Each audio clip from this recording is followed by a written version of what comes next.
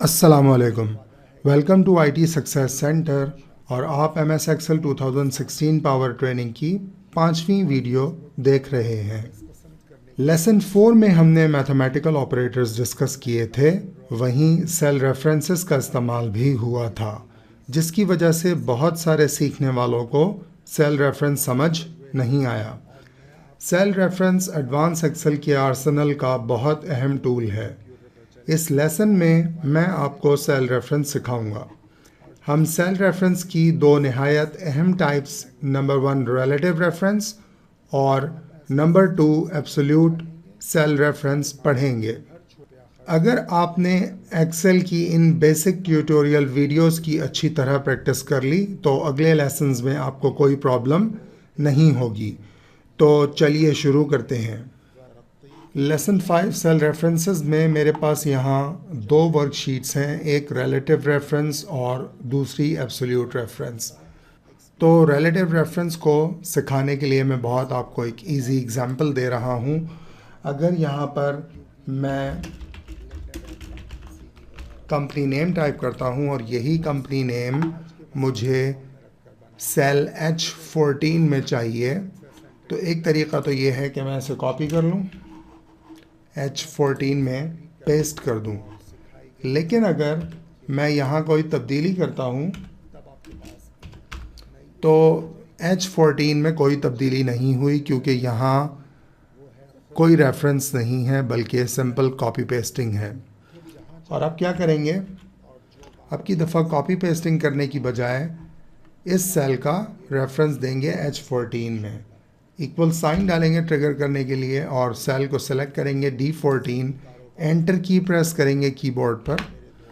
तो इस तरह हमने D14 का रेफरेंस H14 में दे दिया। अब अगर मैं F2 की प्रेस करके एडिट मोड में जाता हूँ और यहाँ कंपनी नेम को मॉडिफाई करता हूँ, तो जहाँ मैंने सेल रेफरेंस दिया था वहाँ ऑटोमेटिकली चेंजेस अपडेट हो चुकी। अब चलते हैं इसके निस्बतन लेवल 2 के इस्तेमाल की तरफ। यहाँ एग्जाम्पल 1 में मेरे पास स्टैंडर्ड सीरियल नंबर्स हैं। मैं यही सीरियल नंबर्स कॉलम बी के अंदर कॉपी करना चाहता हूँ। तो कॉपी पेस्ट करने की बजाय मैं सेल रेफरेंस का इस्तेमाल करूँगा, equal sign this cell, enter, और फिर मैं फिल हैंडल को पकड़ के नीचे की जानिब खींचूँगा। तो यहाँ क्या हुआ कि कॉलम ए के अंदर जो सीरियल नंबर्स थे वो अब कॉलम नंबर बी के अंदर भी आ गए। ये कॉपी पेस्ट नहीं है बल्कि ये एक लाइव लिंक है। अगर मैं यहाँ पर नंबर चेंज करता हूँ 2, तो यहाँ पर भी नंबर ऑटोमेटिकली चेंज हो जाएगा। एग्जाम्पल 2 के अंदर यहाँ एक छोटा सा प्रॉफिट एंड लॉस एनालिसिस है और हम कैलकुलेट करेंगे प्रॉफिट, और प्रॉफिट कैलकुलेट करने के लिए इक्वल साइन। ये सब फार्मूलाज आपको अभी सीखने की ज़रूरत नहीं, आगे चल के जब हम फाइनेंशियल मॉडलिंग करेंगे तब मैं आपको एक एक फार्मूला और एक एक कैलकुलेशन करना सिखाऊंगा। तो प्रॉफिट कैलकुलेट करने के लिए ट्रिगर यानी इक्वल साइन का इस्तेमाल करेंगे। जून की सेल्स सेलेक्ट करेंगे माइनस जून की कॉस्ट ऑफ सेल्स को सेलेक्ट करेंगे और एंटर की प्रेस कर देंगे। अब मुझे बकिया मज़ीद 5 महीनों का प्रॉफिट कैलकुलेट करना है। या तो मैं मैनुअली हर सेल में जाकर वही स्टेप्स रिपीट करूं, या फिर फिल हैंडल का इस्तेमाल करते हुए दिसंबर तक तमाम प्रॉफिट्स को एक्सेल की मदद से कैलकुलेट कर लूं। तो जो अभी आपके सामने हुआ वो रिलेटिव रेफरेंस की मदद से हुआ। कॉलम एफ में मैंने जून की सेल्स और जून की कॉस्ट ऑफ सेल्स सेलेक्ट की थी। F2 प्रेस करेंगे तो यहाँ पर वो सेल्स हाईलाइट हो जाएंगे जो आपस में कंप्यूट हो रहे हैं। जुलाई में चलते हैं, कॉलम जी, F2 की प्रेस करते हैं और यहाँ G7 माइनस G8। तो अब गौर करने की बात यह है कि जुलाई का रेफरेंस मैंने मैनुअली नहीं दिया, ये रेफरेंस एक्सेल ने रिलेटिव होने की वजह से ख़ुद ब खुद ले लिया। और फिर मज़ीद आगे जैसे जैसे फिल हैंडल आगे चलेगा वैसे वैसे एक्सेल उसी कॉलम में से रिलेटिव रेफरेंसेस लेगा, उन्हें मैथमेटिकल ऑपरेटर से कंप्यूट करेगा और रिज़ल्ट हमारी मतलूबा रो के अंदर हमें दिखा देगा। तो ये एक बहुत ज़बरदस्त टूल है रिलेटिव रेफरेंस। इसकी उतनी ही अहमियत है जितनी एब्सोल्यूट रेफरेंस की है। आप ये नहीं कह सकते कि रिलेटिव रेफरेंस कमज़ोर है या एब्सोल्यूट रेफरेंस ज़्यादा पावरफुल है, ऐसा नहीं है। एडवांस एक्सेल के अंदर दोनों की यकसां अहमियत है। अब चलते हैं एब्सोल्यूट रेफरेंस की तरफ। तो पिछली एक्सरसाइज में भी मैंने आपको जब मैथमेटिकल ऑपरेटर्स पढ़ाए थे वहाँ आपने टेबल ऑफ 2 देखा था और यहाँ भी टेबल ऑफ 2 है। तो डिफरेंस क्या है कि टेबल ऑफ अलग सेल में लिखा है और 2 अलग सेल में। अगर मैं यहाँ सबसे पहले तो मैं इसे लिंक करूँगा, ये तमाम 2 मैंने डिलीट कर दिए। लिंक करने के लिए इक्वल साइन और रेफरेंस देंगे इस सेल का जो कि है F5, एंटर। फिल हैंडल की मदद से नीचे की जानिब चलेंगे तो अब क्या हुआ, अगली रो में या अगले सेल में एक्सेल ने सेल F6 का रेफरेंस ले लिया। तो मुझे एक्सेल को रिलेटिव रेफरेंस लेने से रोकना है। तो उसके लिए क्या करेंगे, एब्सोल्यूट रेफरेंस का इस्तेमाल करेंगे। एक दफ़ा दोबारा इक्वल साइन F5 और अब की दफ़ा कीबोर्ड पर F4 की प्रेस करेंगे। तो F4 की प्रेस करने से हमारे पास कॉलम और रो दोनों के साथ डॉलर साइन लग गया।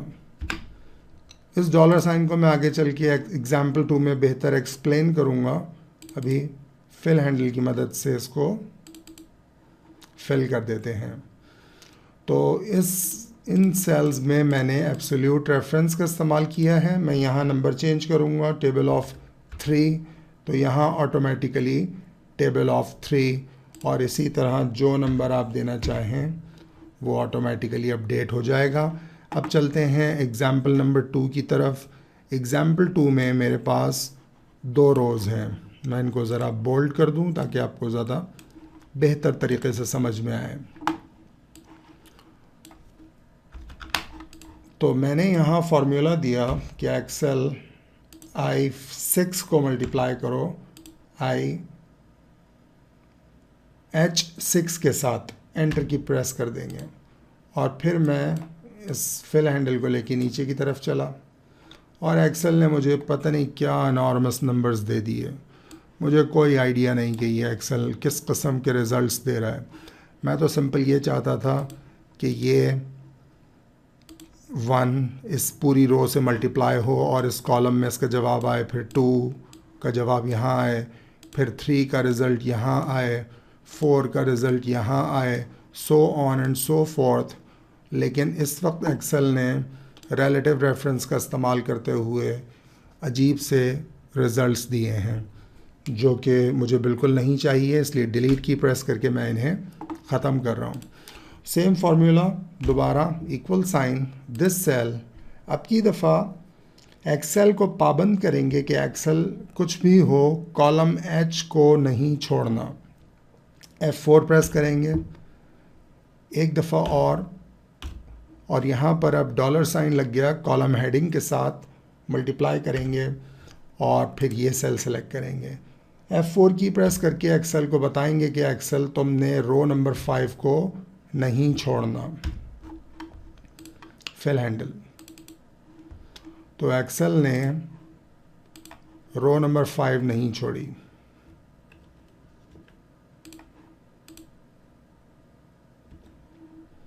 और हम यही चाहते थे। इसी तरह इसे अगर हम यहाँ ले जाएं और फिर ओवरऑल इस सब को फिल हैंडल की मदद से भर दें, तो यहाँ पर सबसे लास्ट सेल में क्या हो रहा है, H15 मल्टीप्लाई बाय R15। तो यही मैं कुछ करना चाहता था और ये सब एब्सोल्यूट रेफरेंस की मदद से मुमकिन हुआ। उम्मीद है कि रिलेटिव रेफरेंस और एब्सोल्यूट रेफरेंस आपको बेहतर तरीके से समझ में आ गया होगा।